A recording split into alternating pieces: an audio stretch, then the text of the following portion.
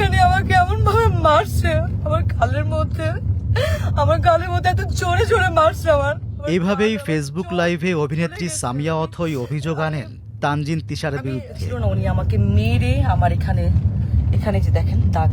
সামিয়া অথই ৩ March দুপুরে প্রথম আলোকে জানান, মানিকগঞ্জে পরিচালক রাফাত মজুমদার রিঙ্কুর একটি নাটকের শুটিং চলছিল।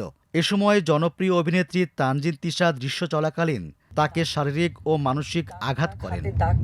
রক্ত বের করে ফেলছিল কালকে। এরপর ফেসবুক লাইভে এসে ঘটনার বর্ণনা দিতে গিয়ে কান্নায় ভেঙে পড়েন।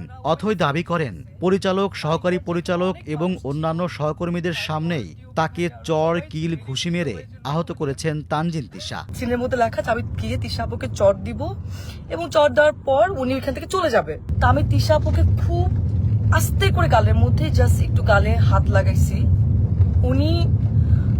উনি চলে যাওয়ার কথা ছিল, কিন্তু উনি চলে না গিয়ে উনি সিনের মধ্যে, ক্যামেরা ওপেন ছিল, ক্যামেরা ওপেনে সিন চলতেছে, মানিকগঞ্জে এখানে অনেক মানুষ ছিল, তারপর ডিওপি ভাই আরো সবাই ছিল, এডিটর সবাই ছিল, উনি ওইখানে আমাকে এমন ভাবে মারছে, আমার গালের মধ্যে এত জোরে জোরে মারছে আমার গাল, আমার চোখ ফুলে গেছে। আর আমি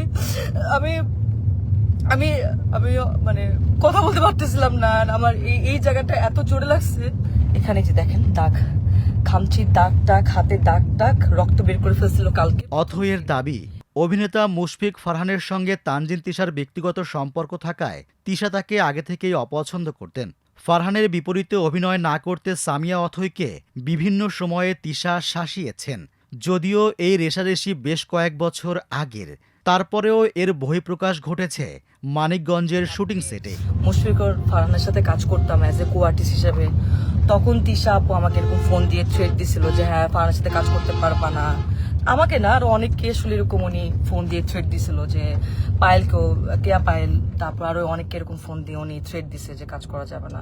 তো আমি তখন বলছিলাম ওই সময়টা যে আপু কেন আমি কাজ করব না, আমি তো আর্টিস্ট, আমি তো সবার সাথেই কাজ করব, ফারহান ভাইয়ের সাথে কাজ করব, জোবান ভাইয়ের সাথে কাজ করব, সবার সাথে।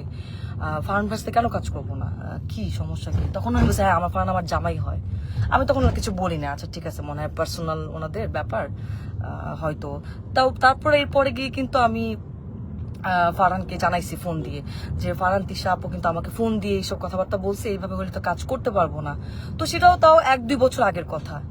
যাই হোক, উনি হয়তো ওই ক্ষোভ বা এই রাগ নিয়ে আসে কিনা, আই ডোন্ট নো।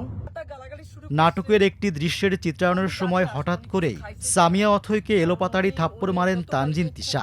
আঘাত পাওয়ায় অথইয়ের চোখ মুখ ফুলে যায় বলে জানান তিনি। 40 মিনিট 50 মিনিট এরকম বাথরুমের মধ্যে আটকা থাকতো, কি খায় না খায় আমরা জানি না, ওনার গায়ে থেকে গন্ধ আসে, এন্ড কেমন যেন পাগলের মতো অ্যাটিটিউড করতেছে। এখন উনি কি নেশা করছে কি নেশা করে না সেটাও আমি জানি না, কিন্তু কেমন যেন পাগলামির মতো আচরণ করছে, এন্ড এটা সবাই সেটা দেখতেছে, সবাই দেখতেছে। তো উনি আমাকে চড় মারার পর আমি বললাম যে আপু আপনি এটা কি করলেন, আপনি কেন মারলেন আমাকে এভাবে? তো উনি আমাকে বলে যে ও আচ্ছা একটু সিকিউরিটিকে জানাবা, ও ভাইরাল হবা, একটু ভাইরাল হতে চাও।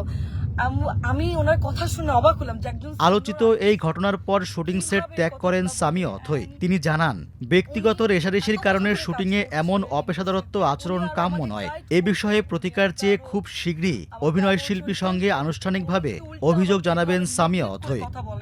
তাহলে আমি আর্টিস্ট হই, আমি কিভাবে ওনার সাথে কাজ করব, কিভাবে করব বলেন? এন্ড ওইখানে সবাই আমাকে মানাতে আসছে, আমি সবাই দেখতেছে যে উনি আমার সাথে কারো ব্যবহার করতেছে, আপনারা আমাকে কি মানাবেন?